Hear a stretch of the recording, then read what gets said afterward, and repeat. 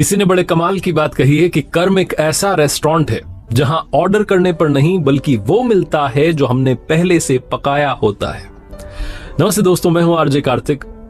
एक ऐसी महिला की कहानी जो अपने जीवन में संघर्ष के दौर से गुजर रही थी, बड़ी समस्या का सामना कर रही थी, लेकिन अपने चेहरे पर मुस्कान बनाए रखती थी, लोगों की मदद करने का भाव रखती थी। उनका एक डेली रूटीन था। वो दिन में जब भी भोजन बनाती थी, एक्स्ट्रा 2 चपाती बनाती थी और 2 चपाती ले जाकर के घर के बाहर खिड़की में रख देती थी कि कोई भी जरूरतमंद, कोई भी भिखारी, कोई भी निकले तो लेकर के चला जाए, अपना पेट भर ले। कुछ दिनों से उनके घर के बाहर से एक भिखारी निकलता था और वो तय समय पर आता था, 2 चपाती उठाता था, ले जाता था और जाते आते कहता था कि बुरा बुरा अपने पास रह जाए, अच्छा वाला घूम के आए। और ये जो लाइन थी वो हर बार, हर दिन आकर के रिपीट करता था कि बुरा बुरा अपने पास रह जाए, अच्छा वाला घूम के आए। और इनको गुस्सा आ रहा होता था कि बुरा बुरा अपने पास क्यों रह जाए, मेरे साथ तो बुरा हुआ है, मैं इतने बड़े संकट का सामना कर रही हूँ। बहुत कुछ इनको चल रहा होता था, इनको चिढ़ होती थी, इनको लगता था कि एक ताना मार रहा है कोई आकर के। वो जब भी आता था उसका रूटीन बन चुका था, उसे मालूम था कि 2 चपाती मिल जाएगी, ज्यादा परेशान होने की जरूरत नहीं है। वो निकलता था और यही बात कहता था। एक दिन मैडम का दिमाग इतना खराब हो गया, इनको इतना गुस्सा आया, इन्होंने सोचा कि जहरीली दवाई मिला देती हूँ इसकी उन 2 चपाती में, इसका खेल खत्म करती हूँ, उसने मुझे परेशान कर दिया है। बहुत क्रोध में थी तो अलग से जो है आटा तैयार किया, आटा गलाया, 2 चपाती उसमें जहरीली दवाई मिला दी, उनको ले जाकर के घर के बाहर खिड़की में रखने वाली थी कि इनकी अंतरात्मा से आवाज आई कि तुम ये क्या कर रही हो, तुमने अपने जीवन में सब कुछ अच्छा किया और आज इतना बड़ा पाप करने जा रही हो, ये तुम कैसे कर सकती हो। वो जो अंतरात्मा की, जो इनर सोल की आवाज थी, इन्होंने सुनी, 2 चपातियां वहां से उठाई, जाकर के गला दी, उनको नष्ट कर दिया। फिर से आटा गलाया, फिर से 2 अच्छी चपाती बनाई और ले जाकर के बाहर खिड़की में रखी। थोड़ी देर के बाद में जो समय पे आता था भिखारी, वो आया, उसने वो चपातियां उठाई और वही बोल के गया कि बुरा बुरा अपने पास रह जाए, अच्छा वाला घूम के आए। ये जो महिला थी, इनका बच्चा 2 साल से गायब था, मिल नहीं रहा था। ये हर बार प्रतीक्षा कर रही होती थी कि घर के दरवाजे पर घंटी बजे, डोरबेल बजे और मेरा बच्चा गेट पर खड़ा हो। कमाल ये हुआ कि उस शाम में वो बच्चा घर के दरवाजे पर खड़ा था, उसने डोरबेल बजाई, मां ने गेट खोला, लड़का सामने खड़ा था। ये बहुत खुश हुई, ऊपर वाले को धन्यवाद देने लगी, बच्चे से पूछने की थी कहां थे, क्या हाल में थे। लड़के ने बताया कि इधर उधर पता नहीं कितने राज्यों में से घूम करके यहां पहुंचा हूं मां, मैं कल शाम में आ जाता हाईवे पर, लेकिन मैं इतनी ठंड में परेशान हो रहा था, मुझसे चला नहीं जा रहा था, मैं कमजोर महसूस कर रहा था, वहीं सो गया। मेरी नींद जब दोपहर में खुली तो मैं बहुत बुरे हाल में था। एक भिखारी वहां से निकल रहा था, वो मेरे सामने 2 चपाती और थोड़ी सब्जी उसके पास पता नहीं कहां से उसने रख के चला गया। मैंने वो खाया, उसके बाद मैं वहां से चला और जब मैं वहां से चलने लगा तो घर के रास्ते पर चलता चला आया। मां उस भिखारी का धन्यवाद जिसने मेरी जान बचा ली। मैं भूख से बहुत परेशान था, बहुत दिनों से खाया नहीं था। मां की आंखों में आंसू थे। मां ने पूछा कि वो भिखारी कैसा दिखता था, उसका हुलिया बताओ। मां को थोड़ा थोड़ा लग रहा था कि शायद वही तो नहीं है। उस लड़के ने कहा हुलिया तो वैसे ही था बाकी भिखारियों के जैसा, लेकिन एक बात कह के गया कि बुरा बुरा अपने पास रह जाए, अच्छा वाला घूम के आए। मां ने प्रभु को धन्यवाद दिया और कहा कि मेरी अंतरात्मा की आवाज मैंने सुन ली। अगर नहीं सुनी होती तो शायद वो जहरीली जो चपातियां थी वहां मैंने रख दी थी, वो भिखारी ले जाकर के मेरे ही बेटे को दे देता और मेरा ही बेटा खत्म हो जाता, कभी मिल ही नहीं पाता। मैंने वो अच्छी चपातियां रखी, इसीलिए आज मेरा बच्चा मेरे सामने खड़ा है। जीवन का सार यही है, लॉ ऑफ कर्मा यही कहता है कि जैसा आप कर रहे हैं घूम करके वापस जरूर आएगा। एक बार फिर से वही बात जो अक्सर आपसे कहता हूं, ऊपर वाले के आशीर्वाद, अपनी मेहनत और अपनों के प्यार के साथ कर दिखाओ कुछ ऐसा कि दुनिया करना चाहे आपके जैसा। किसी ने बड़े कमाल की बात कही है कि मांगना ही छोड़ दिया हमने वक्त से, क्या पता उसके पास इनकार का भी वक्त ना हो। हाय गाइस, मेरा नाम है आरजे कार्तिक। एक छोटी सी कहानी। ये कहानी एक किसान परिवार में पैदा हुए एक लड़के की, जिसके मम्मी पापा चाहते थे कि वो बड़ा होकर के किसान बने, खेती करे, लेकिन वो चाहता था कुछ और। उसने एक दिन अपने मम्मी पापा को बताया कि मैं बड़ा होकर के सैनिक बनना चाहता हूँ, तो मुझे उसके लिए आप ट्रेनिंग करवाइए, मुझे उसके लिए भेजिए। उसके पापा ने कहा कि ठीक है, मैं आपको मना नहीं करूंगा, आप जाइए, जाकर के तलवारबाजी सीखिए, तब जाकर के आप सैनिक बन पाएंगे, योद्धा बन पाएंगे। लड़के ने अगले ही दिन से जाकर के ट्रेनिंग करना शुरू किया। जब वो शुरुआत में वहां पहुंचा, क्लासेस लेने लगा, तो उसे समझ में आ गया कि तलवारबाजी उसके लिए बनी ही नहीं। 2-3 दिन के अंदर वो हिम्मत हार गया।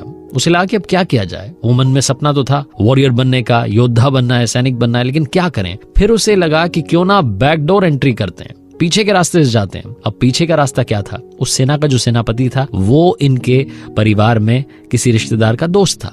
अब इसने सोचा कि क्यों ना उस रिश्तेदार तक पहुंचा जाए। अपनी मम्मी से जाकर के इसने अर्जी लगाई कि माँ प्लीज मुझे वहां तक जाने दीजिए, उनसे कहिए कि वो मेरी मुलाकात करवा दें सेनापति से। रिश्तेदार के घर पहुंचा, वहां से सेनापति से मिला। सेनापति को जाकर के कहा कि बस मुझे सेना में ले लीजिए। सेनापति ने कहा कि बेटा आपके अंदर वो टैलेंट नहीं है, आपको तलवारबाजी आती नहीं है, आप तलवार ढंग से चला नहीं पाते, आपका सेना में क्या काम रहेगा। लेकिन फिर भी क्योंकि आपके रिश्तेदार मेरे दोस्त हैं तो दोस्ती की खातिर मैं आपको सेना में ले लेता हूं।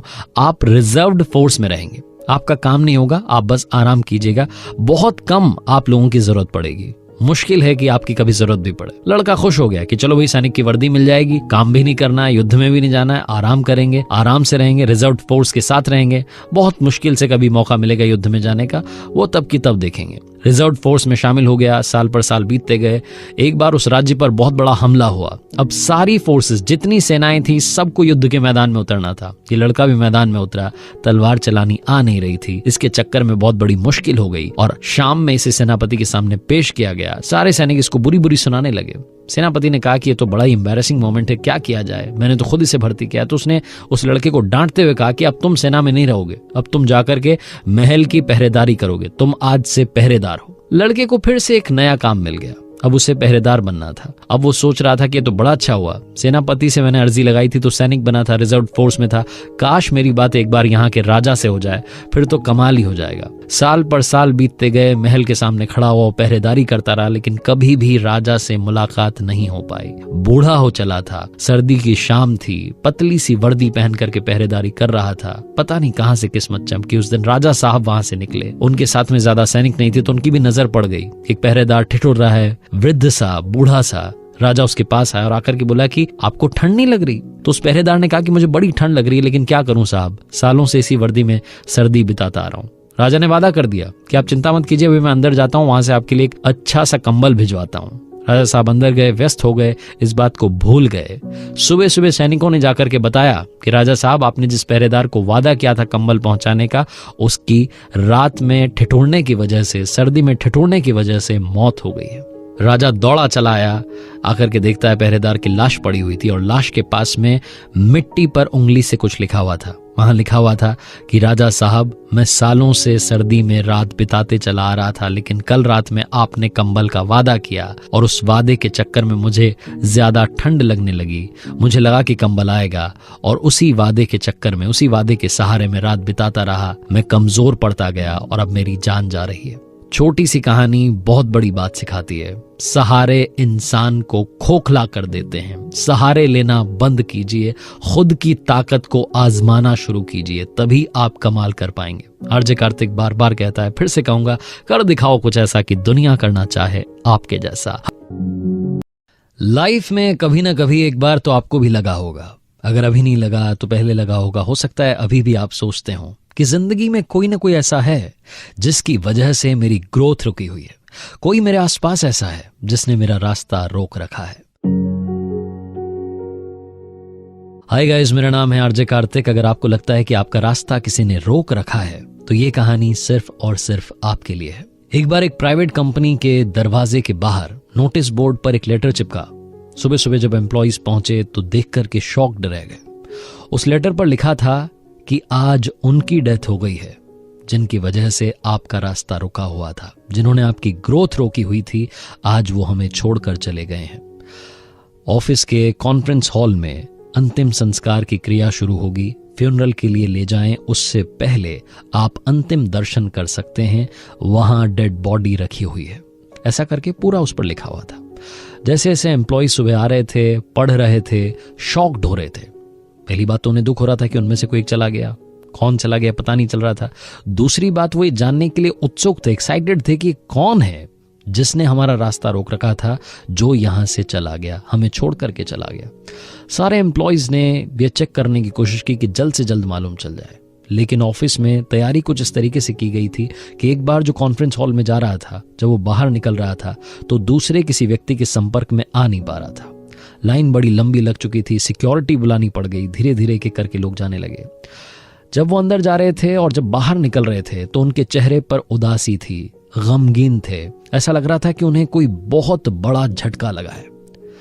उसी ऑफिस में एक बंदा ऐसा था जो दिन भर इस बात से परेशान रहता था कि मेरा काम फलाना की वजह से नहीं हो पाता, उसकी वजह से नहीं हो पाता, इसकी वजह से नहीं हो पाता। वो बड़ा खुश हो रहा था, उसे लग रहा था कि चलो यार फाइनली कोई तो गया जिसने मेरा रास्ता रोक रखा था। उसकी बारी आई, वो कॉन्फ्रेंस हॉल में गया, अंदर जाकर के देखता है कि एक कॉफिन रखा हुआ था। वो गया, जाकर के कॉफिन को उठाया, जैसे ही उसने ढक्कन खोला वो शॉक्ड रह गया। वहां अंदर कोई भी बॉडी नहीं थी। उस कॉफिन में मिरर लगा हुआ था और उस मिरर के पास में एक कागज चिपका हुआ था। उस लेटर पर लिखा था कि जिंदगी में आप ही हैं जिसने आपका रास्ता रोक रखा है। आपने खुद की ग्रोथ को रोका हुआ है। आपको अपनी उन कमजोरियों को पहचानने की जरूरत है। ये पढ़ने के बाद वो व्यक्ति शर्म से लाल हो गया।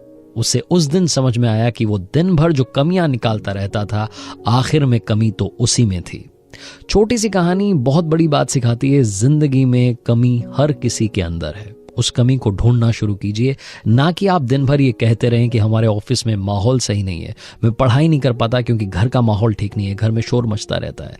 ऑफिस का माहौल ठीक तब होगा जब आप अंदर से ठीक होंगे, अपने आप को तैयार करेंगे।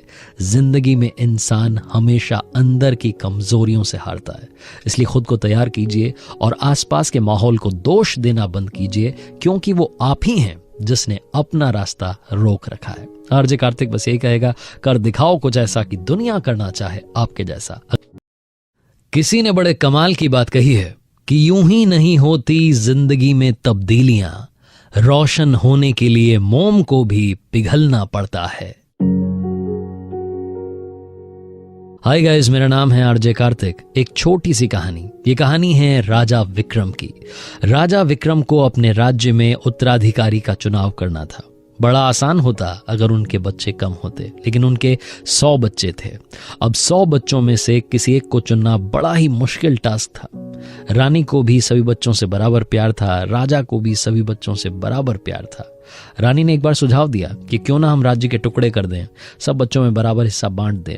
राजा ने कहा कि ये तरीका अच्छा नहीं होगा, हम प्रजा को अपने अपने हाल पर नहीं छोड़ सकते, हमें किसी एक को राजा चुनना होगा, किसी एक को राजा बनाना होगा। और तुम चिंता मत करो, मैं कुछ न कुछ ऐसा करूंगा कि इन सब में से जो सर्वश्रेष्ठ है वो सामने निकल करके आ जाएगा। रानी ने कहा ठीक है, फिर आपकी मर्जी, आपको जो करना है आप कीजिए। राजा ने ऐलान करवा दिया कि अब राज्य का उत्तराधिकारी चुनने का समय आ गया है।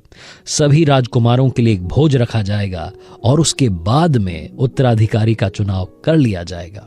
अब प्रजा चक्कर में पड़ गई कि कोई प्रतियोगिता तो रखी नहीं है, सिर्फ भोज रख दिया है। अब खाना खाने से कैसे पता चलेगा कि कौन सा राजकुमार अच्छा है? लेकिन राजा ने शायद कुछ और सोच रखा था। वो शाम आई, जब भोज का समय था, सारे राजकुमार तैयार होकर के प्रांगण में आ गए। 100 राजकुमारों के लिए 100 थालियां लग गईं, पकवान बन गए, सब कुछ तैयार था। उनके सामने थालियां परोस दी गईं। वो खाना खाने ही वाले थे कि अचानक से वहां बहुत सारे शिकारी कुत्ते आ गए। अब राजकुमारों में हलचल मच गई। वो इधर उधर भागने लगे, तितर बितर हो गए। कुछ डर करके भाग गए, कुछ शिकारी कुत्तों का शिकार करने के लिए निकल पड़े। कुल मिलाकर के युद्ध सा माहौल बन गया। वो शाम जैसे तैसे बीत गई। जब प्रजा को मालूम चला कि वहां पर तो शिकारी कुत्ते आ गए थे, तो प्रजा सोच में पड़ गई। जनता सोचने लगी कि अब तो कैसे राजा मिलेगा। लेकिन अगले दिन राजा विक्रम ने ऐलान किया कि आज शाम में दरबार लगेगा और भरे दरबार में घोषणा की जाएगी कि राज्य का राजा कौन होगा। जनता को समझ नहीं आ रहा था कि राजा साहब ने उत्तराधिकारी चुन कैसे लिया है, कहां से इन्होंने चुनाव कर लिया है, क्योंकि खाना तो हुआ नहीं, भोजन हुआ नहीं, चुनाव हुआ नहीं। कौन सी प्रतियोगिता थी जिससे परिणाम निकल आया है? खैर, शाम का वक्त आया, दरबार सज चुका था, मंत्री बैठे हुए थे, जनता आकर के दरबार में बैठ गई थी। हर कोई इंतजार कर रहा था उस अनाउंसमेंट का, जब मालूम चलने वाला था कि हमारा अगला राजा कौन होगा। राजा साहब ने एक एक करके सारे राजकुमारों को बुलाया और उनसे पूछना शुरू किया कि कल का भोज कैसा रहा, कल का खाना कैसा था। पहले राजकुमार ने, जो सबसे ज्येष्ठ थे, सबसे बड़े थे, वो गुस्सा होने लगे। उन्होंने बोला कि क्या तरीका है पिताजी, कल आपने देखा होगा जब हम खाना खाने के लिए बैठे, भोज शुरू होने वाला था, तभी अचानक से शिकारी कुत्ते आ गए। हमारे पहरेदार इतने निकम्मे हो गए हैं कि वो शिकारी कुत्तों को रोक नहीं पाए, हमें खुद जाकर के 3-4 का शिकार करना पड़ा। कितनी मुश्किल घड़ी थी। दूसरे वाले से पूछा तो उसने कहा कि पिताजी मुझे नहीं मालूम, मैं तो वहां से डर करके भाग गया था, मुझे बड़ा डर लगता है। एक एक करके राजकुमार अपना बहाना गिनाते रहे। आखिरी राजकुमार जिन्होंने कहा कि हाँ पिताजी, मैंने कल भोजन खाया, बहुत ही कमाल का भोजन था, बहुत ही स्वादिष्ट भोजन था, बहुत अच्छे पकवान बने थे, खाना खाने में आनंद आ गया, मजा आ गया, इससे बढ़िया भोजन नहीं हो सकता था। हर कोई वहां पर अचंभे में पड़ गया, शॉक्ड था, समझ नहीं पाया कि इन भाई साहब ने कैसे खाना खा लिया। राजा ने भी पूछा कि जरा बताइए दरबार को कि आपने कल भोजन कैसे किया। तो वो जो राजकुमार थे जिनका नाम शांतनु था, उन्होंने कहा कि कल महाराज वहां 100 थालियां लगी थीं। मैं खाना खाने के लिए बैठा, अचानक से शिकारी कुत्ते आ गए, सारे राजकुमार भाग गए, मैं वहीं बैठा रहा, मैं अपना खाना खाता रहा। जैसे ही कोई शिकारी कुत्ता मेरी तरफ आता, मैं एक थाली उठाता और उसके सामने खाली कर देता। 99 थालियां रखी हुई थी, मैंने सारे कुत्तों को भोजन भी करा दिया और साथ में अपना भोजन भी शांति से पा लिया, अपना भोज भी पूर्ण कर लिया। इस तरीके से महाराज कल मेरा भोजन बड़ा शानदार रहा। जैसे ही शांतनु का जवाब सुना तो दरबार में तालियां बजने लगीं और राजा ने अनाउंसमेंट की कि अब यही आपके अगले राजा होंगे। छोटी सी कहानी बहुत बड़ी बात सिखाती है। लाइफ में प्रॉब्लम्स हर किसी के हैं, बहुत सारी समस्याओं का पहाड़ हम सब के सामने खड़ा है।